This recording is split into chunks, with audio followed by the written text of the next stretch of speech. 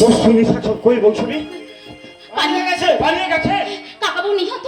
হ্যাঁ, তার dead body দেখলাম। জলিয়াত ভুজঙ্গ নারায়ণ গ্রেপ্তারি পরোয়ানা আমি ফিরিয়ে নিয়ে যাবো ডক্টর রয়।